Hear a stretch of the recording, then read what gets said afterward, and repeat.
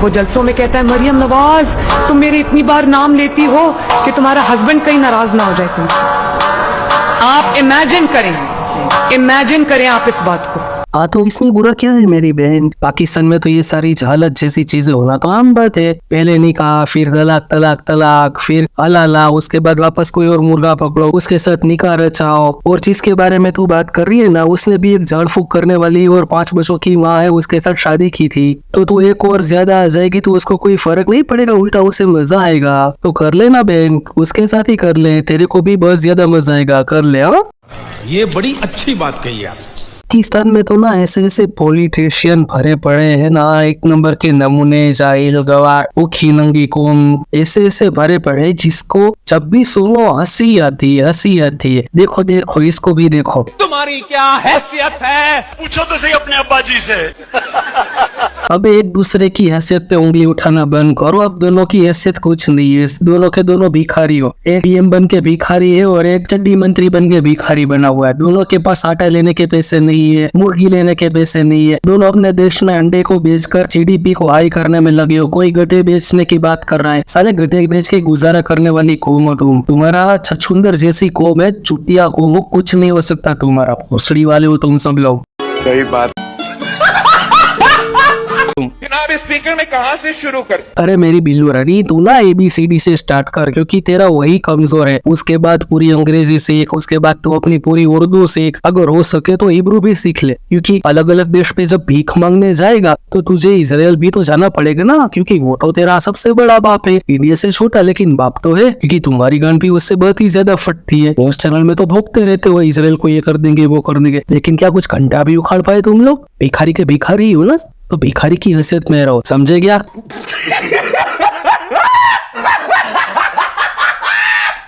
इसीलिए मरियम मैडम, इसीलिए बड़े बुजुर्गों की बात मानने का फायदा होता है। लेकिन आप भूखी नंगी जाहिल गवार कौम समझती नहीं है। आपके क्रिकेटर्स ने भी कभी अपने बड़ों की बात नहीं सुनी, और अपने पॉलिटिशियंस के बारे में तो क्या ही बोलूं, एक नंबर की जाहिल गवार अनपढ़ चूतिया कौन हो। ये क्या है?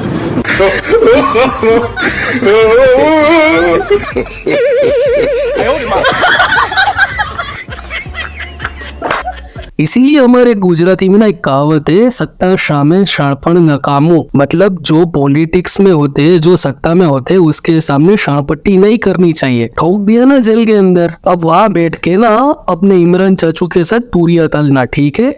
वाह क्या एक्टिंग कर।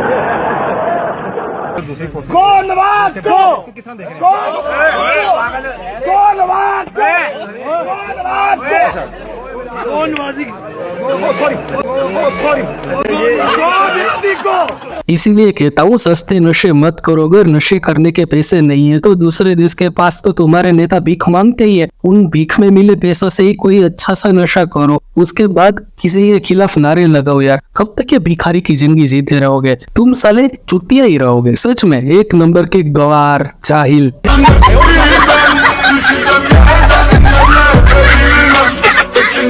कौन बचाएगा पाकिस्तान? इमरान खान। यार इन भोकड़ी वाले चाचा को कोई समझाओ, भूखे नंगे पाकिस्तानियों। जिस इमरान खान के भरोसे ये बचने की सोच रहा है ना, वो खुद जेल में बैठा बैठा रोटियां तोड़ रहा है। तुम्हारा इमरान अब चूतिया खान हो गया है। आपकी गवर्नमेंट और आपकी पब्लिक ने उसे वह डाला था ना, अब भूख तो वो भी भीख मांगता था, तुम भी भीख मांगो और तुम्हारी आने वाली नस्लें भी भीख मांगेगी। ना ना ना बेटा, ना ना ना ना रोते नहीं। ये तो मुद्दे लगा साला। ये खुद खुश इसीलिए बोल रहा था मेरी बिल्लो रानी, जब तेरे माँ बाप तुझे पढ़ा रहे थे तो तू क्या पिछवाड़ा सूंघ रहा था किसी और का? तुझसे खुश किस्मती, खुश नसीबी या खुदकुशी, ये वर्ड भी ठीक तरीके से नहीं बोल पा रहा है। तू क्या मेरा घंट नेता बनेगा? ठोक देगा कोई, रास्ते पर चलते चलते तुझे पता भी नहीं चलेगा। घर में जाके मम्मी का दूध पी और सो जा शांति से मेरी बिल्लो रानी।